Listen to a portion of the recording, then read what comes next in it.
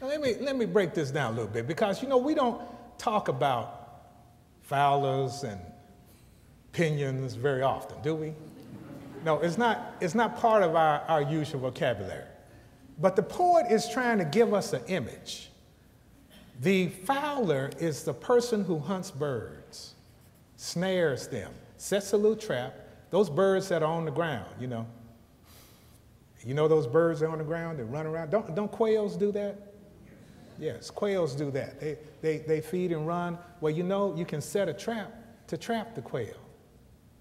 So the author is trying to set up an analogy.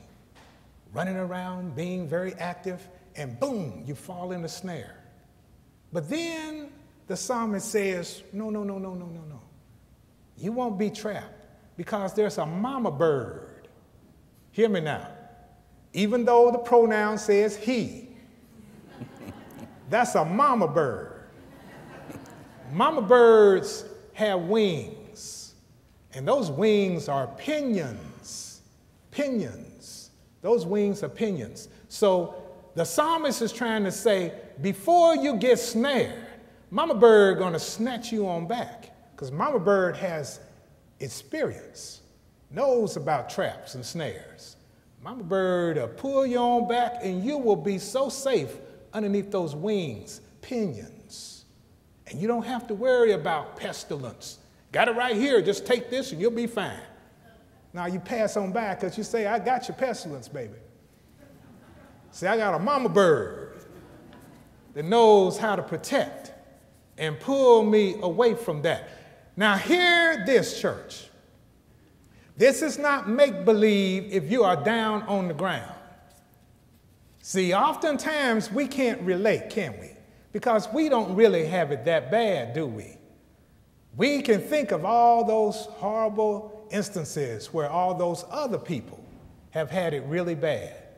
But church, as sure as I am 60 years old, you in your seats right now know what I'm talking about. You have had it bad. Now, you may not go up and say to somebody, I've had it bad. Let me tell you about it. Because you want to forget those bad old days. You may be going through it right now and you don't really want to talk about it because of what? Shame. I shouldn't be having this. I should know better. I have degrees. I have pedigree. I have friends. I should not be in this position. And all that you do is stew round and round and round because you don't know where to go for help or how to ask for it. So you stew and cry silent tears.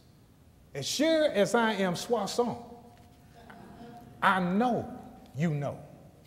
So don't extrapolate and jump to, oh, we're talking about the people in Uganda. No, we're talking about the people at All Souls. You have a need for a mama bird. Mama bird to just bring you on back. And what the psalmist is trying to say is that you got it. You got it. You don't have to do anything, buy a potion, you got it. Now, hear the Reverend. The Reverend is not saying, just smile, whistle in the dark, it'll be okay. Snap your feet 3 times and you back at home in Kansas. No, the Reverend's not saying that. The Reverend is saying you have the means to get help. It is knowing that you have the means to get help. That's what the Reverend is saying. That you can open your mouth and speak because you have the refuge. You're in the refuge and you can say, I'm over here. What does it say, Brother Randy, further on? You will not fear the terror of the night or the arrow that flies by day. All right, let me talk to you a little bit about that. The terror of the night. Now, the literalists who have researched and scholarly tore this book apart, they say, you know what terror of the night was? Those were the folks who were having nightmares because of their conditions. They may have been going through post-traumatic stress syndrome, I don't know. But they were having horrible times sleeping because they were afraid. Strangers in strange lands. They were afraid. And so the terror by night had to do with that. But once again, think about somebody saying, I got your antidote right here. You got to give me the money, and this will be the charm that you can wear around your neck or on your foot, and it will ward off these evil spirits that are coming into you and causing you to be sleepless at night. Now that's bygone days, although we know folks that still peddling that kind of thing, you know, but those are bygone days. Really what I'm saying to you is that there will be all kinds of people saying things to you during the day so that when night comes, you don't sleep. And there is terror. And you are filled with anxiety.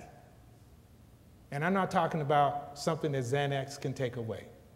I'm talking about where you're able to speak to what the anxiety is. You know, another thing that comes with age is you begin to see the choices very clearly, you know? You know, there are two big ones that are always grappling with us, you know? It's that thing called guilt and that thing called resentment. Guilt and resentment. They seem like they're always messing with us, you know? Guilt because you think, you know, maybe I didn't do enough. Maybe I didn't do enough. If I had only done this for my baby girl, maybe she'd be looking at me a little differently now. Maybe she'd be saying daddy instead of blank, blank daddy. You know? And you think about those things and you say, I'm feeling guilty, I'm feeling bad about that. And then there's that twin evil called resentment. You start thinking, you know, I've done too much. My children they just don't respect me. I've given them everything I possibly could. And they won't even talk to me because they feel like I haven't done enough for them. And so there's a resentment thing building up. But as you get older, and I've touched that now, soixante years, getting ready to move full bore into it, I have learned that you can't make them go away. Old guilt, old resentment are always there. But what you do is that you balance old guilt and resentment. You balance them out so that they're not always crowding in. When they come in and say, you know, you haven't done anything, you haven't done enough, then you come back with, oh, but I am doing the best I can with what I have. And I have no regrets, guilt, none. And guilt says, okay. Steps back a little bit. And resentment comes in, man, you just a patsy. They're walking all over you, doing all the things that you don't want them to do, and they're not listening to you, blah, blah, blah, blah. And you say, wait, resentment? Because I've done all I can with what I have. And so get back. Get back. So you learn to balance guilt and resentment. You learn to make decisions that are the best thing. You hear the voices. Listen now. You hear the voices that tell you the best that you can do. Those voices that tell you, are you doing the best you can? That push you a little bit. And you begin to welcome that and know that it's not about guilt or resentment. It's about knowing who you are. You know that you can't do all things for all people, but you can do something some of the time. And you can be in community, knowing that you're doing this with others, and that your part of this pie is just as valuable.